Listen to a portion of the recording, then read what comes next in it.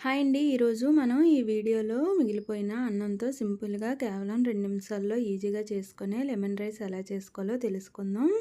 ఈ విధంగా చేసి చూడండి. లంచ్ బాక్స్ రెసిపీకి గానీ, ప్రసాదం రెసిపీకి గానీ బాగా యూజ్ అవుతుంది.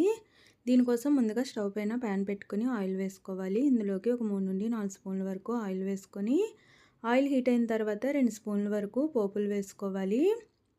అలాగే ఒక 3 స్పూన్ల వరకు పల్లీలు కూడా వేసుకొని ఫ్రై చేసుకోవాలి.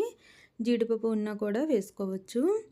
పోపులు పల్లీలు అనేవి మనకి ఈ విధంగా బాగా ఫ్రై అయిన తర్వాత మనం ఇందులోకి ఎండుమిర్చి, అలాగే కట్ చేసి పెట్టుకున్న పచ్చిమిర్చి, కొద్దిగా అల్లాన్ని చిన్నగా కట్ చేసుకొని వేసుకోవాలి. అలాగే కొద్దిగా కరివేపాకు కూడా వేసుకొని వీటన్నింటినీ ఒక 2 నిమిషాల పాటు ఫ్రై చేసుకోవాలి.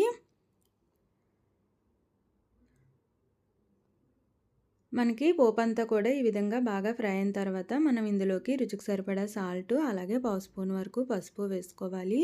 సాల్ట్, పసుపు అనేది పోపులోనే వేయడం వల్ల రైస్ అంతటికి బాగా పడుతుంది. ఈ విధంగా వేసుకొని ఒకసారి బాగా కలుపుకోవాలి. తర్వాత ఇందులోకి ఆల్రెడీ ఉడికించి పెట్టుకున్న రైస్ వేసుకోవాలి. ఇక్కడ మీరు నార్మల్ రైస్కి బదులుగా బాస్మతి రైస్ కూడా యూజ్ చేసుకోవచ్చు. ఈ విధంగా రైస్ అంతా వేసుకున్న తర్వాత ఒకసారి ఈ విధంగా బాగా కలుపుకోవాలి. ఉప్పు, పసుపు అనేది రైస్కి పట్టే విధంగా ఈ విధంగా ఒకసారి బాగా కలుపుకోవాలి.